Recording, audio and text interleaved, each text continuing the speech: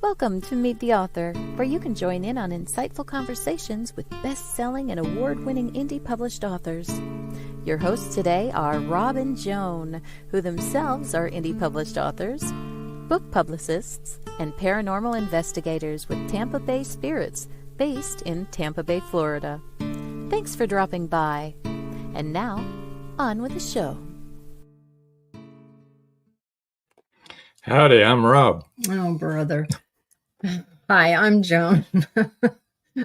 I'm really glad that you're in our audience tonight.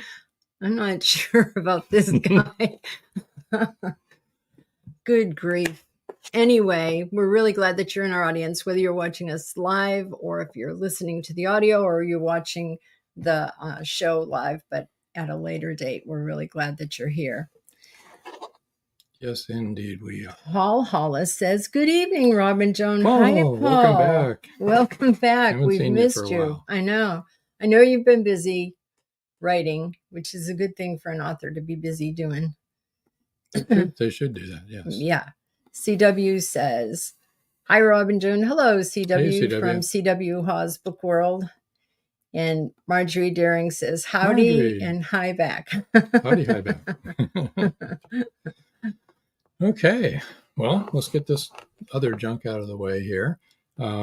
Thursday night, this Thursday is going to be busy. Thursday night, 9 o'clock Eastern Time, WDJYFM.com, and 99.1 FM in Atlanta, going out on the radio, will be Angela Eureka Smith. She'll be broadcasting out on that show. And then also tomorrow night on Haunted Campfire Tales podcast, that's at 7:30 Eastern Time here in the U.S. Best place to watch really is YouTube at Meet the Author Podcast. It's the easiest way to find us. Let's see what else we got going on. We'll be going over evidence from our Gettysburg trip. Yes, and the next few shows that we have will be pre-recorded.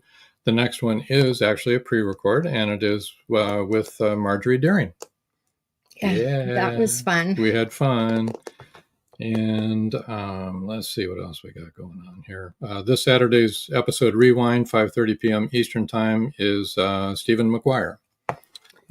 Let me say hello to a few people here. Ooh, okay. Joe Conjal says, "Good evening, Rob, Joan, and all the underground authors on the show." Hello, Joe. Hello, Joe. Kelly Marshall says, "Kelly Marshall here. Hey, Kelly." Hey, Kelly. George DeSmukes says, "George DeSmukes is here. Ain't got no beer, so my head is completely clear for now." Yeah. Good. That's good. No And root Joy- beer even. Joy Shelton York says, "Hi, all." Hi, Joy. Okay, now, speaking of Joe, right at the end of our show, we're going to end right at 8 o'clock tonight. Go over to Voice of Indie Podcast, and if you're not sure how to get there, we have a little tutorial at the end of our show. It tells you how to get there. It's blogtalkradio.com / Voice of Indie 1, the number 1. Episode 211 is Joe Conjal. If you want to call in and ask him some tough questions, he's ready for you. He's been studying all week. And you just dial 516-453-9902. Okay, if you want to talk to him and ask him a tough question. Or if you're on Twitter, just do hashtag Fresh Ink Group, and comments or questions will be picked up by the Fresh Ink Group. So that's all I got. Do you have anything? Joe Conjal says, "Aha, go for it." Yeah, I think everybody should go for it. There you go. Well, why don't we bring in our guests? Yes. All three of them. All three of them. Here we go. Hi, guys. Hello. How are you? Good. How are Good. you? Awesome. Hi, Richard. Hey, Rox. Hey, Rob. Or Charles. Who are we anyway? We really don't know. Does anybody really know who we are? Kelly Marshall says, "A night with the authors." Yes. Yes. Kelly also is an underground author. Glad that you're here, Kelly. It's really nice to have you, as is CW, right? He's also one of the You and underground. Joe. Well, yeah. everybody knows Joe. Oh, my goodness. He doesn't miss a week on here. Okay, let's get down to talking. We're going to have a break at about 20 minutes into the show here for our commercials, as usual, and again at 40 minutes. But let's get started with... Oh, wait a minute. Newsflash. Kelly Marshall is just finishing her book up this week. Yay. news. Good Breaking job. Yeah. There you go, Kelly. Yeah. All right. Okay, book 27, The Ransom Enigma. I understand that's available on pre-order now, right? Absolutely. That's the way we've been advertising it anyway. And it releases on the 20th? That's correct. Yeah. Is it on sale for the pre-order or what? It is. It's 99 cents for the pre-order. We look forward to everybody grabbing it.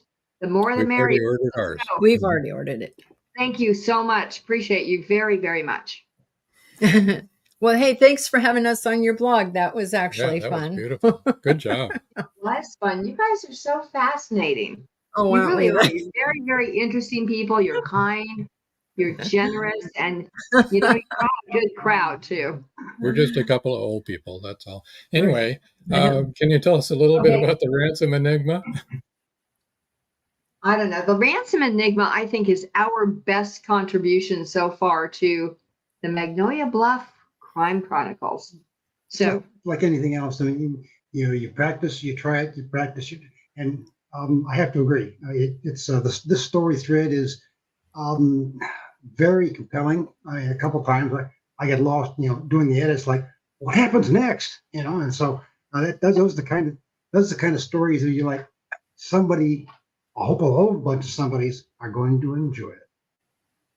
Good. so in the Enigma, we do stick with the characters we brought into this town originally. So JJ and Joe Rodriguez are back in town. They've actually built a home in Magnolia Bluff because they want to be able to visit whenever they have free time from their careers, their professional careers. So they built this house, and because they love this community so much, even though their previous experiences with the community have been riddled with, I don't know, fear, uncertainty, doubt, and murder, they actually have decided that it would be good to build a house and have a housewarming and give back to the entire community. So they invite everybody to come to their home for a housewarming, and it is an all-out bash. Yeah. There's dancing. What else? Come on. They got a DJ, to be able to spin up the music. It's not too loud.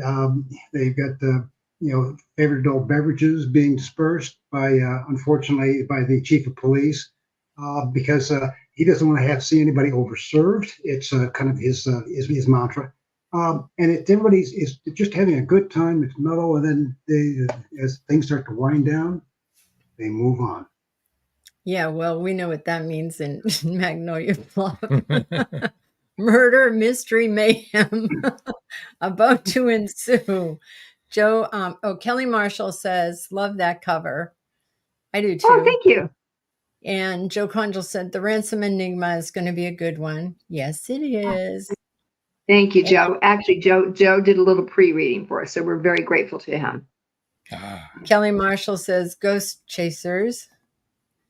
And Paul Rushworth Brown says, hi from sunny Sydney. And hey, Rob, Paul. you've got a new hat. I do, sir. And Kelly said, is that all? And all right. Does Tommy wear an apron? Kelly wants to know. No, not in this particular venue, but he does take his hat off sometimes. And you have to read the books to understand the context. Absolutely. Let me show people. Your first book was The Flower Enigma. Yep. Where we meet Lily. Sweet Lily. Lily, and we also meet Joe and JJ in that book because they visit, of course. Lark. Of course, they have to go to a bed and breakfast. Yep. That's where ours went. They went to the Flower also. And there's also a big line a big theme about the podcast there in town, right? Yep. The gospel. And the next is the Killer Enigma. Exactly. And then this one, which will be coming out on the 20th, but you can pre-order now, and I suggest that you do that and make sure that you get your book in a timely fashion. Let me ask you guys a question that we're often asked. How do you guys work out working as co-authors? Well, it's an interesting equation, if you will. Basically, we chart through an outline in a spreadsheet, and then we start taking chunks of it and writing and batting it back and forth using our patent pending technique of literary ping pong. And so the chapters go back, the characters go back and forth, and they all get wordsmithed and polished so that you can't tell who has written what. And that's important from our standpoint, because we want to make sure that when you pick up the book, it's like, wow, it sounds like one single voice, and that's the ambition that we always try to do for all of our books. So it doesn't look like, well, this is some of Charles's dabbling, and here's the polished stuff from Roxanne. No. Yeah. But it's really hard. I mean, because we're not even in the same house like you guys are. So it's a little tough. So, thank gosh we're technologists by profession. So we know how to transmit stuff securely over the internet. I mean, it's good because a lot of times we'll, and she's on travel, we'll fire up a Zoom call or a Google Meet. And it's good because we'll be able to discuss something. And if I've made a faux pas, then I can be dressed down and not be hit, from the with something heavy. It's like, no, we're not doing it that way because here's why. Oh, all right. Thanks for the explanation. So sometimes it does keep me out of trouble, and I can say, oh, bad internet connection. I can drop and run and hide. Well, we really like being co-authors, because you do bounce things off of each other, and you get to hear it in a different voice, reading it back to you and stuff like that. And for me, it's helpful. And the other person see things that you don't necessarily see. So it's, I like it. I like the collaboration. Yeah. And I agree, Joan. I think it's very, very important. The other thing is, I mean, he keeps me honest about in the dialogue about what a guy would say versus what a guy would not say. And so I think that's important. So it's good to have a collaboration where we can look at a guy character or a girl character and kind of get the dialogue the way it needs to be. And again, it's a single voice that we strive for. Yeah, a couple of times it's been pointed out to me, Charles, please, no female on the planet would say it this way. Come on, that's just that doesn't occur that way. So I'm like, oh, that's right. So what's the best way to phrase it? So I get taught. And that's a good thing because being able to learn from a co-author that has good skills, good communication, good writing techniques. I've learned a lot from her, so that's important. For sure, I know that even in our Rook series, one of the reviews said that what he appreciated was that the male character was a male and the female was a female, and it was obvious that that a male and a female were writing. And that's true because Rob, when he was writing, had them eating meat and potatoes every single time. And I said, you know what? That girl is not going to be tall and slender for very long if she keeps eating like that. And also, maybe the drink of choice would be a cosmopolitan. It could be scotch, but, let's face it. A lot of us girls like mixed drinks and a salad every once in a while and maybe a quiche. So just saying. It does. I think it helps when you're co-authoring and that you have a male and a female voice. It really does. It helps. Well, and particularly in this book, where we've got, it's very much skewed towards Joe, because JJ has made a ghastly mistake, and he's now in a coma, and Joe has to be able to take on all of the primary roles to be able to navigate through the detective attributes, finding the real killer and clearing her husband's name. Kelly Marshall had said that's hard to do. She was talking about, the different voices. And Joe Conjal says, Rox and Charles, I think you said you outlined the story right.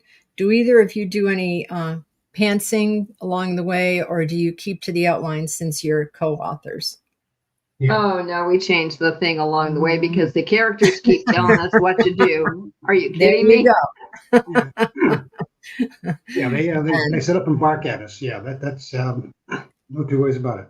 They do, and they go off on tangents that you're like, what?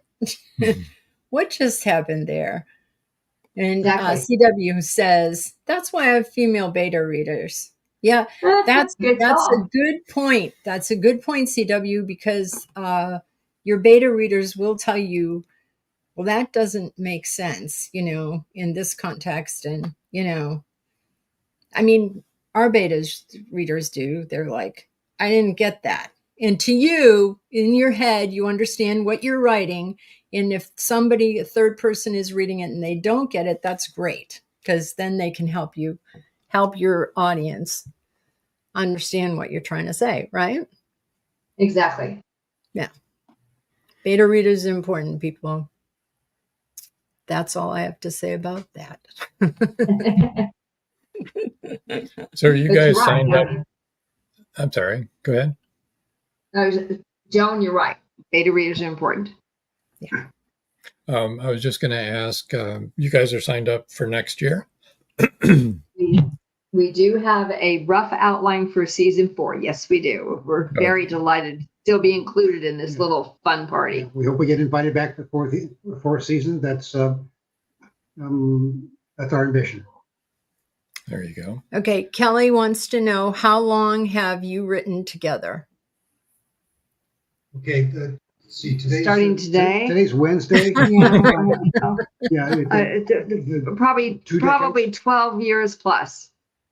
And how many books have you guys published so far, including Ransom? 40 something. Wow. Okay, Yeah. cool. Are they all in the Enigma series? Nope, they aren't. They are actually in multiple series. So the Enigma series, we capped at 12. We also went off on a venue of short stories for a while. Then we got invited to be part of the Underground Authors, which was absolutely wonderful for us because we could go down this new genre path. So that was really fun. And then novellas, we've done a couple of different novellas, and it's just, fun. We're just having fun. Historical fiction was one of those things where it came about because somebody said these cyber good guys in the Enigma series, where'd they come from? And it was an honest question from one of the readers, and we're like, oh wow. And it's one of those things where we sat down and and it flowed really pretty fast because it starts off with World War II, my favorite subject, and the invasion of Poland by the Germans, and that's where the three patriots decide to strike back. And when they do, they're successful, and they build an information dynasty that goes through 3 generations, now into 4 generations. So it's good backstory material. That's kind of where the short stories came from. Characters that we didn't quite have room for in the major books, but people said, "What about this the Zara character? Or what about this? Where did JJ and Joe come from? How did they get together? Those things that are like, okay, they don't quite fit, but a good short story might do as well." So fun work, and it's looking back on it, it's like, wow, there's a lot of stitching together of information, backstories, and novels that have spilled over and as they say, grown legs and taken off. Awesome. Well, we have to break for commercial. But before we do, I just want to read a few of these comments that have come in. Marjorie Deering said 40 books in 12 years. That's really impressive. It is. Indeed. And Joe Conjal says, have either of you written any books as a solo author? Hold that thought for a minute. Kelly Marshall said, that's an excellent story. Out of Poland. And CW says, Out of Poland is a wonderful story. So if you can hold that thought, we'll let you answer that question about writing any books as solo authors. When we come back from the commercials, then we're going to bring Richard on stage, and he is going to talk to us about his books. That's right. Then after the next commercials, we'll give everybody all of your information on how to get in touch with you and There you tie go. it all up. All right. So don't go away, folks. Got Yes. a lot to talk about. Yes. It's 1919, and Eric Laska returns from the war in Europe. Two new enemies await him in the small coal mining town he calls home. One is a threat to his relationship with Rebecca, the love of his life. The other, a bloodthirsty beast, is stalking the mining town residents. The townspeople suspect Eric of one of the killings. An old man and Rebecca's 11-year-old sister have seen the beast, but only Eric believes their story. To protect the town and clear his name, he's forced to prove the werewolf exists. Available on Amazon. The Horror Within by Marjorie Swift Doring. The clock is ticking. Can Gracie uncover the truth? Philip Pliant is the wealthy opportunist plastics dealer and CEO of Pliant Industries. He's also a master thief, creating a pervasive threat to the manufacturing infrastructure in the Caribbean islands markets. With the cartel as his stealth client, the naive city leaders have been seduced, enabling the production of more than three-dimensional building materials. The expected profits are monstrous. Is the art group, now led by Gracie and the family heirs, strong enough to win against this predator? Can JJ's cats act on the root cause analysis in time? Will Gracie be able to squash Pliant and the cartels? Gracie never considered their lives would hang in the balance. The clock is ticking. 5, 4, 3.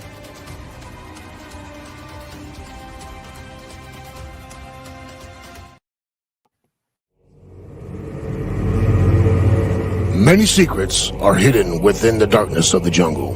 Now comes part 4 in the Jaguar series by retired Hollywood scriptwriter George Dismukes. In this saga, Brandon, Andrea, and Naja, the Black Jaguar, go deep into the Mato Grosso jungle on a mission to rescue 2 kidnapped children. During their journey, they encounter many dangers, including Yanomami Indians, bent on revenge for the murder of one of their warriors. Return of the Jaguar is book 4 in the Jaguar series, starting with 2 phases of the Jaguar, The Lost City, and the Jaguar's Quest. All 4 are available on Amazon, Barnes & Noble, and other bookseller websites worldwide. Return of the Jaguar is a must-read.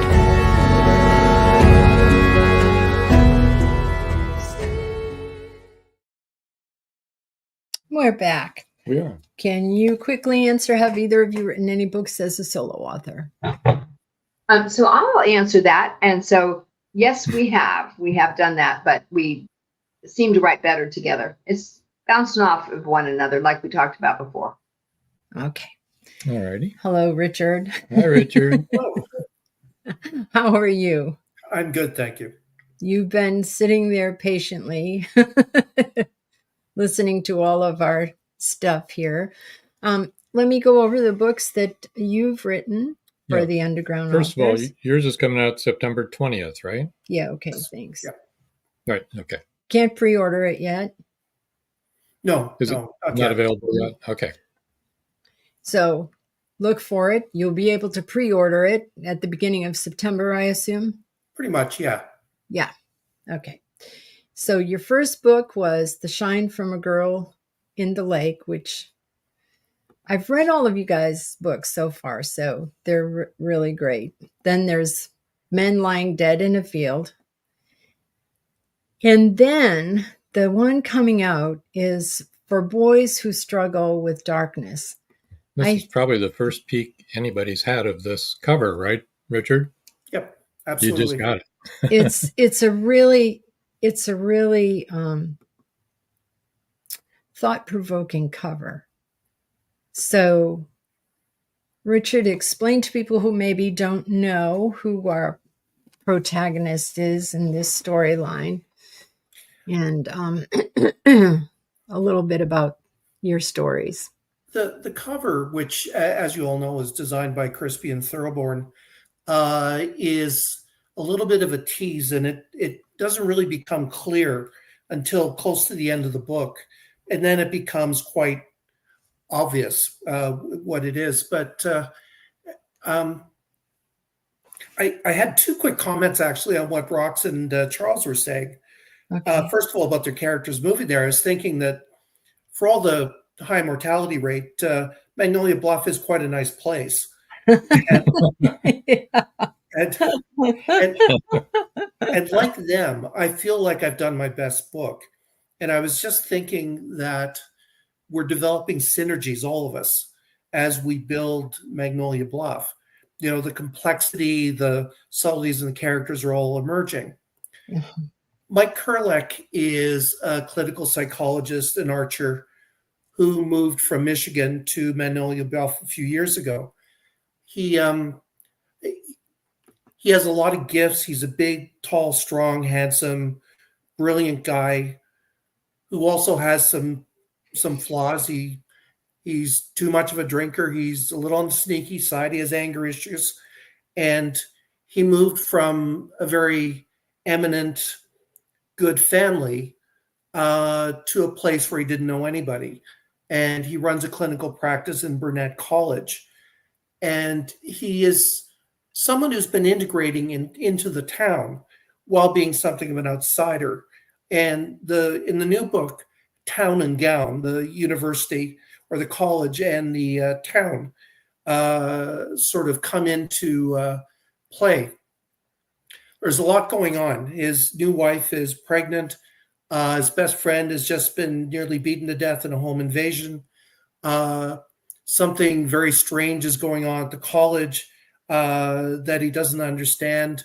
And one of the characters from the first book, who facilitated a number of murders, has been released from prison back to the college to work. So students are coming in, and Mike is doing everything in his power to hold himself together. And, you know, it doesn't give too much away to say that the book opens with him in O'Gara's bar, holding a man he just discovered was a wife beater up against the wall on his tiptoes by his throat.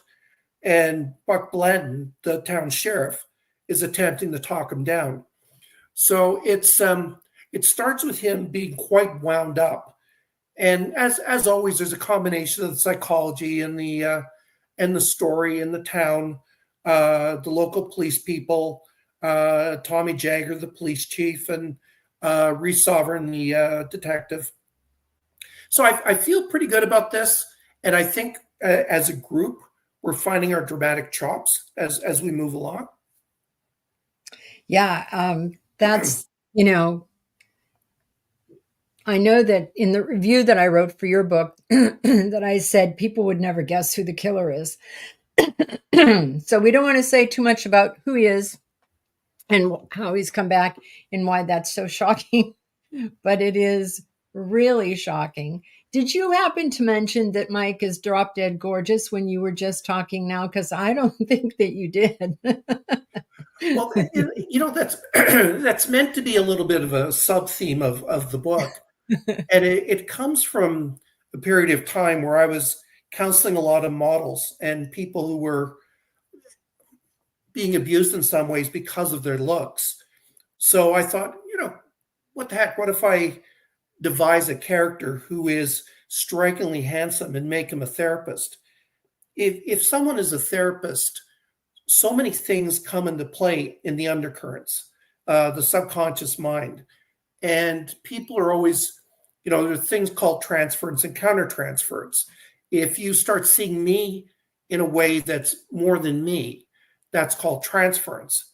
If I start seeing you, if I'm the therapist, in a way that's more than you, that's countertransference. And that's something every therapist has to consider. And in Mike's case, because he is, as good looking as he is, and his wife now of a year is totally making fun of it. It's and even the head of the college wants him to meet the new parents because he's the good looking young face of academia. And he's saying, "What? It's about my looks." So it's a funny kind of thing. It's a dynamic that allows for some humor in what are actually some very grim stories.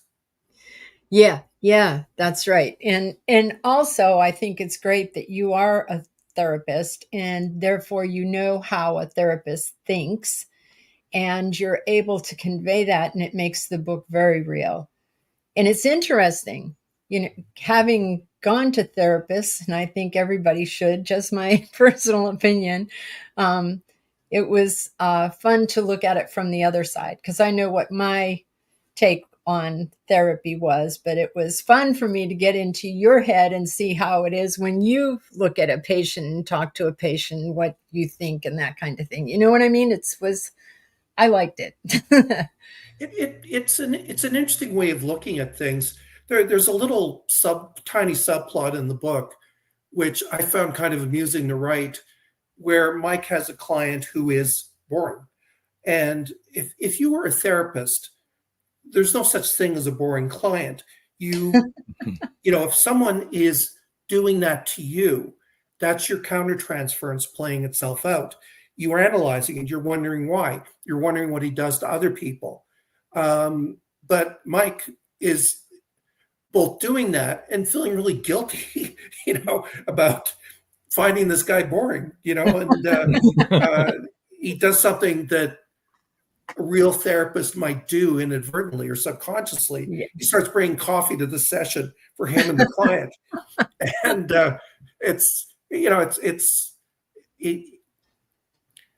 writing these books has really made me realize just how deeply integrated the therapist mindset is in therapists.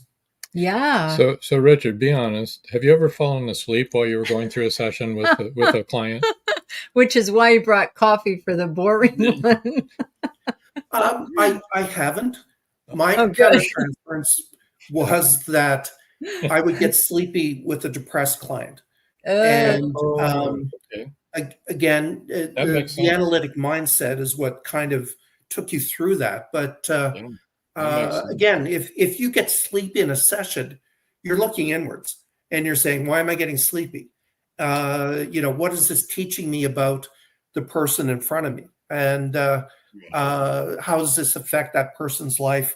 How am I reproducing what's going on in that individual's life? So now how do we take that and use it to move the client beyond that? I hope you all realize that you're getting very expensive advice for free here. Just letting you know, as I said, I've been through therapy. That costs a lot of money. It's interesting because the other thing about Mike is he's also he was a linebacker in college. He's a bow hunter. He's very much a physical, action-oriented guy. Yeah. And so this is something else that he has to play out, which is all this kind of animal energy inside of him. And him getting angry. Again,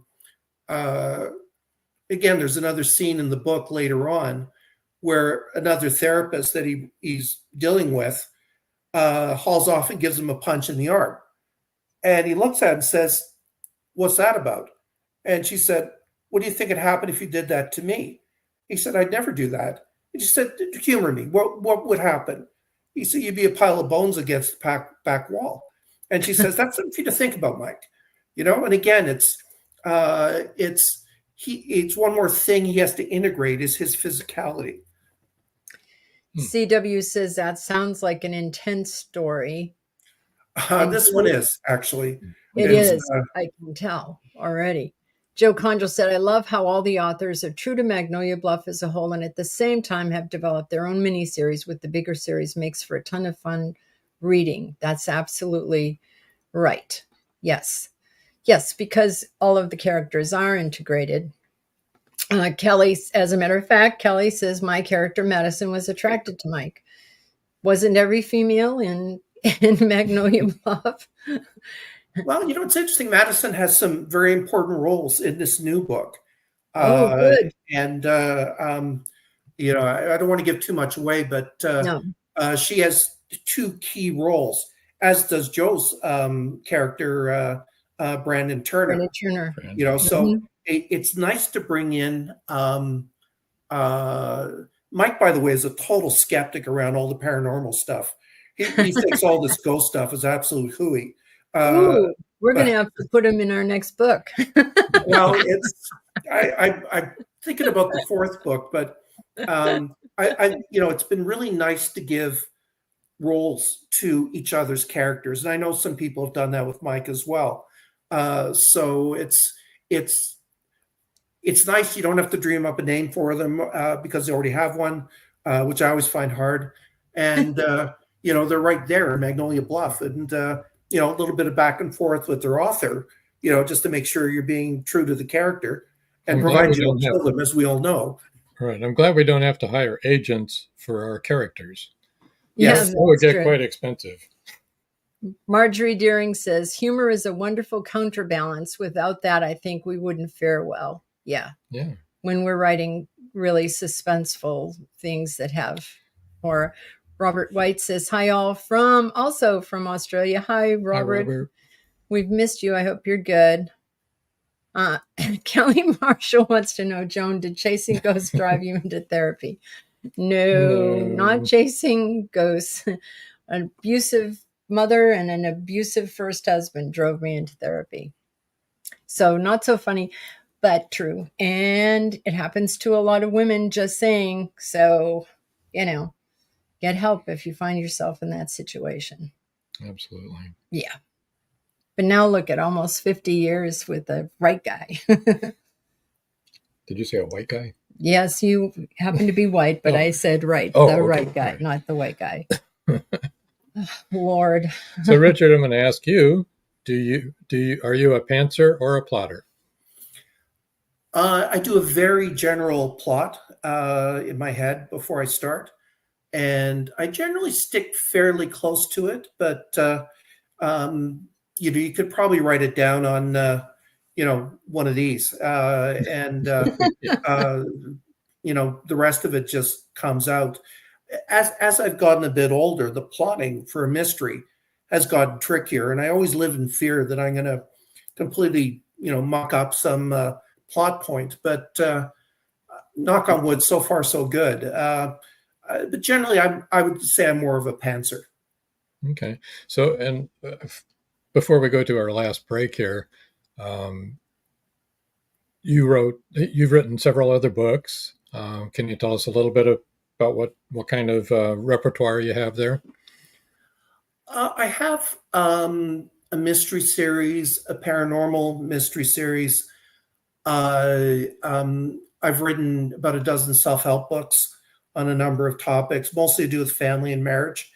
And I've written some humor books and humor/hobby books that I'm going to call the Hobbies from Hell series. But I really related to what Roxanne and Charles were saying when they said they had fun. They were writing for fun. And I was thinking, if it pops into my head, I want to write about it, then off I go. So I've got a couple of trilogies out there and lots of self-help books. Okay, cool. That's great. We're going to cut away for our commercials, our last set of commercials. And then when we come back, we're going to tell everyone how to reach all of you guys. And we have more comments. Yeah, and we got a few more comments to talk about. So don't go away, folks. This novel, set against the backdrop of the English Civil War, explores love and survival amidst the chaos of war. It combines historical events with personal narratives, highlighting the impact of conflict on individuals and families. England, 1642. When bloody civil war breaks out between the king and parliament, families and communities are driven by different allegiances. Red Winter Journey is a sweeping tale of adventure and loss, sacrifice and love, with a unique and unforgettable story of a mother's love for her son at its heart. A historic journey of twists, turns, and a dash of spirited passion. I finished reading the book a couple of days ago. It was a great read. The plot was indeed compelling, and I loved the conclusion. What I particularly enjoy in Paul's novels is his vivid recounting of historical details as to the social and cultural sides at the time. His characters are very likable and relatable. Have you wanted to publish your story? Have you thought about self-publishing?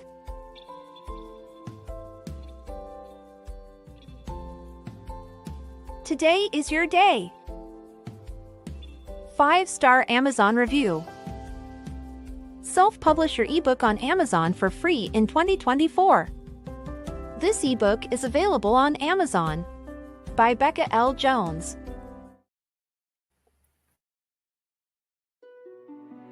Paradise, my prison. Charlie Flint awakens from a deep sleep and finds himself alone on a tropical beach surrounded by a palm tree jungle and exotic animals. He cannot remember who he is or anything about his life. First, he must find food and build shelter and protect himself from hidden dangers. As his memory gradually returns, it reveals what a very flawed person he is. A man who made too many mistakes, made too many enemies. The implications of the truth are staggering. How did Charlie get there? And will he save himself? Paradise, My Prison is the riveting new suspense thriller from retired Hollywood scriptwriter George Dismukes. Paradise, My Prison by George Dismukes is available in jacketed hardcover, softcover, and all ebook formats worldwide.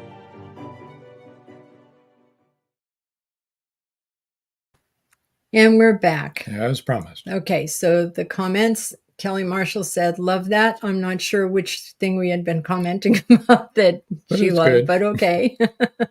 Joe Conjal says, signing off, got to wander over to the radio dial.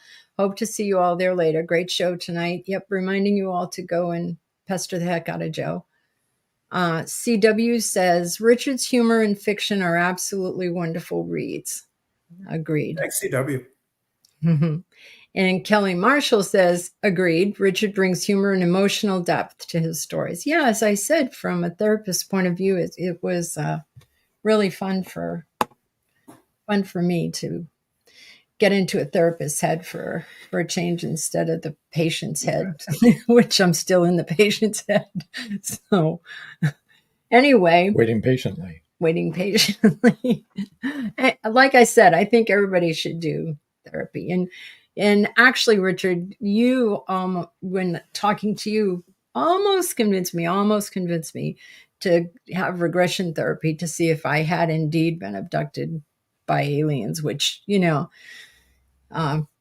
people at MUFON seem to think that I have been. I don't think I have, though. I don't think I have. I don't think I want to know. You want to get somebody who's skilled for that, like who's really skilled in hypnotherapy. Someone from the American Association of Clinical Hypnosis. Yeah, so I don't get freaked out by whatever is revealed. Exactly. That's a big part of hypnosis, is preventing what they call an abreaction, which is where you enter into the experience. Yes. So you don't want somebody who's going to just blindly lead you into that. It's if you do regression therapy, you're going to hear some very interesting things. That's why you want somebody who really knows what they're doing to do it. Absolutely. So Breakfield and Burkey, we're going to go with your stuff first here. Breakfield and Burkey websites are enigmaseries.com. Enigma Book Series. Enigmabookseries.com. Yeah, those of you who are listening, Enigma Book Series, this is why I spell it ENIG. No, both work. It's okay. Both work. Oh, okay.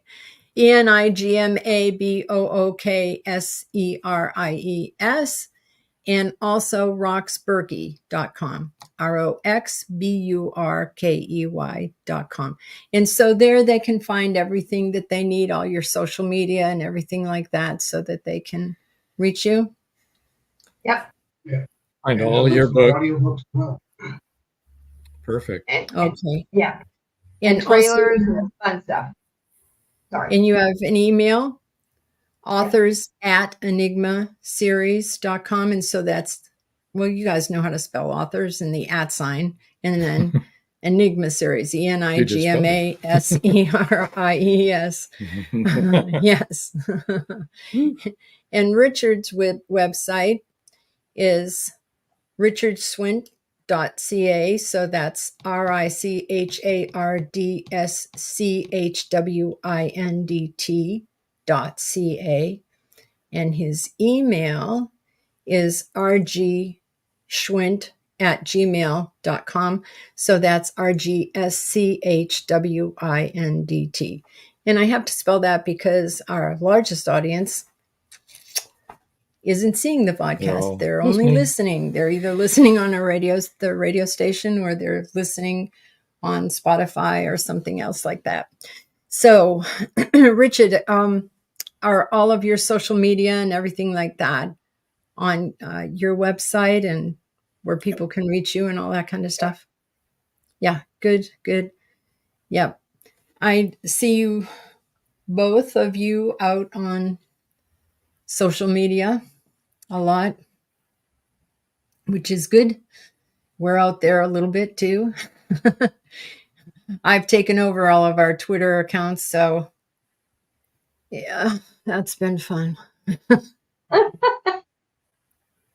Or not. I stopped doing it years ago, and we had bots to do it, but I took it back over recently. So, yep, I gotta love it. I just love doing it. I really do. Maybe I'll convince myself. Yes, both Roxanne and Kelly have said this. Richard is an excellent painter as well. He shows them on X. Yeah, I know. I still call it Twitter. He does show them, and I repost them. And he is an excellent painter. Do you sell your paintings? Occasionally. I don't put any energy into selling them. To be really honest, I mostly give them away. And if anybody of your listeners have a charity auction or anything like that, use the email. I'll send you something. Awesome. That's cool. Awesome. That's cool. Are your paintings on your website too? I know that, I see them on Twitter, or X as it really is. Oh, Kelly says he gave me one. I love it. That's nice. They are amazing. I mean, he is such a talent. Mm-hmm. Yeah, they are. They're beautiful. So Richard, you haven't even really disturbed. Stop. They're not.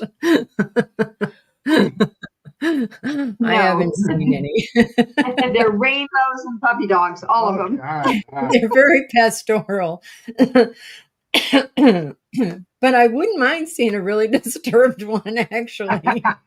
See, I tell you. Yeah, right. A lot of people will paint to calm down. It activates a very calming part of the brain. The part of you that has a brush in your hand is completely calming your brain down. Some people will still be very agitated. I didn't mean to intellectualize this, but it is true. It's you draw, you paint. It is very calming, and a lot of therapists paint on their spare time, just as a way of sort of coming down from whatever has been going on in their lives or what they've been listening to all day. Yeah, especially what they've been listening to all day. I'm sure not fun. Unless you have no talent, and then picking up that brush is really frustrating. Stick figures. Yep. Oh, I messed it up again. I can't even do stick figures. As a matter of fact, we have our youngest grandchild is 9, But since she's been 3, she's been telling me to leave the art to her. Because I'll draw things on pie crusts and stuff, and she'll go, "What is that supposed to be?" And then I'll do it for you, Gran. And she does it better. So now, Kelly spelled this wrong, and she knows she did. But any Rorschach pictures, Richard? I've never figured out what Rorschach tests mean. So I'm completely lost there. Yeah, I suppose it's supposed to tell something about your psyche and what you see, right? In an ink blot. They all look like bats to me. So actually, they all look like ink blots to me. They look like an ink blot. It looks like somebody put ink on one side of the paper, folded it, and opened it up. Yep, and there it is. Yep, that's it. Yeah. That's what it looks like. like. It's called an oopsie at my house. Oopsie.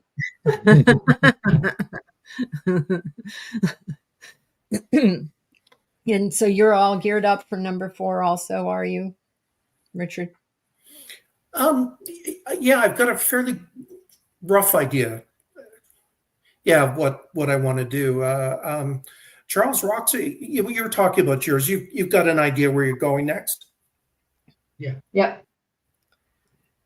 Yeah, we have a theme and something of a plot outline already roughed out. So again, so long as she's driving too fast, I have to focus on something else to be able to keep them screaming. Ah!